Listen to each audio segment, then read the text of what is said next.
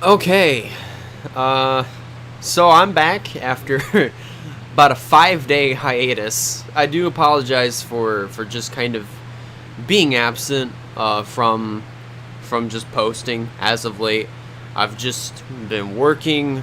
Not only that, I've barely had any time to create videos and also try to get them uploaded and all that other kind of jazz. And just on top of that, I've also been writing. I've been writing music, I've been writing songs, I've been recording that kind of stuff. So, things right now are a little bit hectic with just trying to find that consistent balance between not just creating Grand Slam and NASCAR Pit Stop Show and SRX Super Show, all those other types of episodes of all these other shows, and create gaming videos and vlogs on top of that.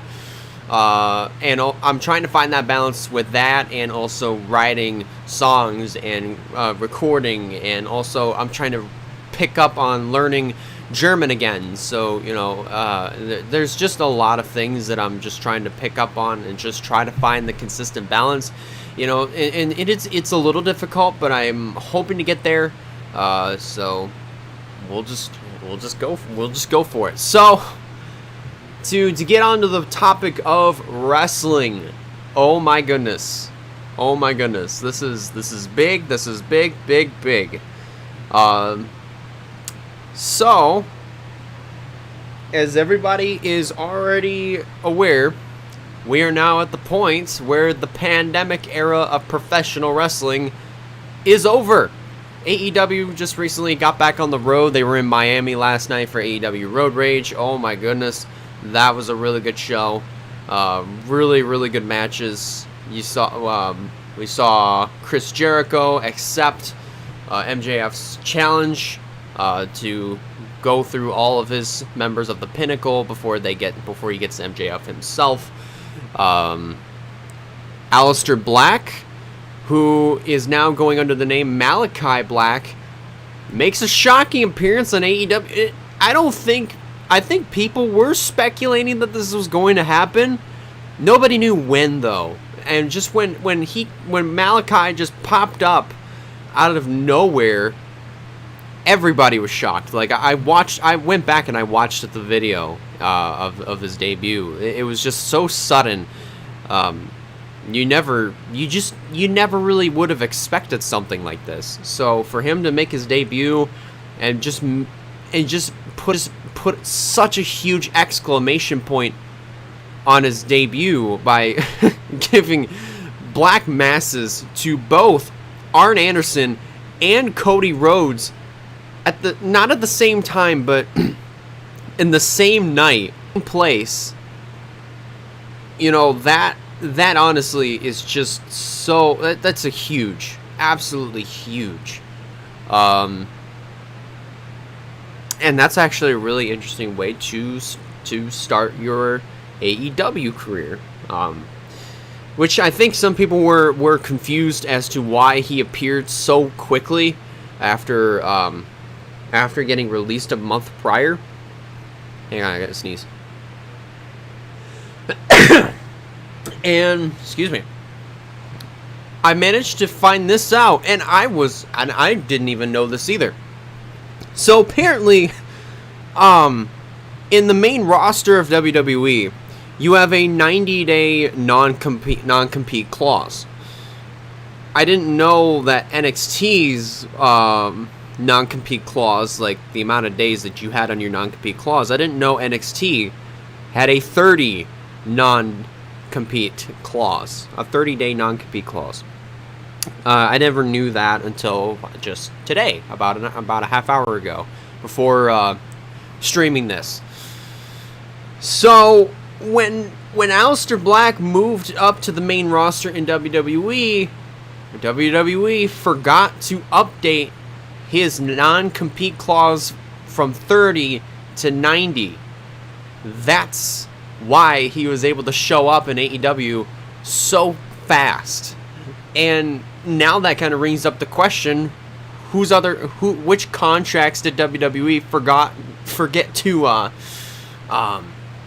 make into make from 30-day non-compete clauses to 90-day non-compete clauses. I mean, that is going to be the most intriguing thing.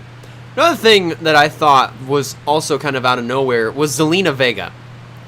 We all thought she was going to be going to AEW because Andrade was teasing about the surprise and all this other jazz, but apparently, I think we all thought wrong. Zelina Vega's back in WWE. She made a return last week. She's automatically put into the Money in the Bank contract ladder match for the women's division, which, I mean, it's great to see her back, but also kind of weird at the same time because she got released, and now she's back.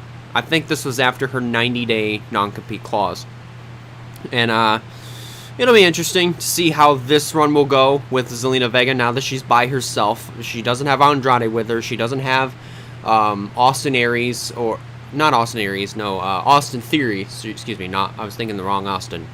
And also, she doesn't have Angel Garza with her anymore. Sup, Sean? So that's going to be interesting on seeing how that goes. Seeing how her singles run will go. She could most likely be. She could be a women's champion. She could either be a Raw or SmackDown women's champ. I think she's going to be a SmackDown women's champion because I think that's where she made a return to. She does have the caliber to do it, I feel like. So we'll just have to wait and see where this road on her second run with WWE goes. As far as AEW is concerned, I mean, so far, as I said, just absolutely great to see them back on the road. And absolutely great to see the old set that we were all familiar with before the pandemic had officially started. See that back up and running and everything. This is definitely going to be a huge adjustment to get to being back on the road and back into other arenas that is not the Daily's place, because that's where AEW has been for the last year. That's where they've been, and just really great to see that. Really great to see that they're back on the road. I mean, that's what more can you really say about it? And it was, I think, the best post-pandemic show in a long time, I think. So I'd say it's a pretty good win. For WWE's case, their pandemic era is going to be over after this week. We've got the last SmackDown in the Thunderdome tomorrow night. I think we're also going to have the last Raw in the Thunderdome this coming Monday. So this will be interesting to see how WWE closes out their tenure in the Thunderdome and how they're going to move back into arenas. I don't know if they're going to go back to the set that they've had, if Raw and SmackDown are going to go back to the sets that they've had before this pandemic started. I will say, though, I mean, it when the pandemic started last year, it was a really weird setting to see WWE without its fans, and without the fans in the seats and and all that other stuff. I mean, with just an empty performance center. And then they made changes to the performance center where they took out the seats and they just added more LEDs and all that other type of stuff. And then they started taking notes from AEW, seeing what they're doing, and just putting random spectators, which is not just a part of their performance class, but also some members of NXT that were in there, all placed about 6 feet apart from each other, and putting plexiglass right on top of right in front of the barricades. That way, there was no spit particles that would float around and get onto the wrestlers, and then moving over to the Thunderdome and all that other type of stuff. So there was a lot of adjusting over the last year, year and a half, on trying to make sure that the that the wrestlers can get as much energy as possible and feed off the energy of the fans. So, you know, it will be, I think it will be an adjustment to WWE wrestlers as well as AEW wrestlers as they prepare to officially get back on the road. I mean, AEW's already there, so looks like they're adjusting pretty good. And now WWE is going to be back on the road here next weekend, so we'll just have to wait and see how this all just plays out. So that's going to do it for episode 15 of Grand Slam. I know this was kind of a short one, but it is what it is. I mean, I've tried. But thank you guys a lot for watching. If you guys like the video, go ahead and give it a like. And if you have not considered subscribing yet, recommend you do so in order to keep up with some fine content coming out in the near future. Speaking of the near future, the SRX Super Show episode 4, that is I'm finally gonna stream that tonight, actually, 8 p.m. Eastern time. So hopefully you guys can come on back for that. And I'm hopefully gonna have maybe a video or two come out between now and then. So stick around, it's gonna be fun. Anyways, thank you guys a lot for watching, and I'll see you in the next one.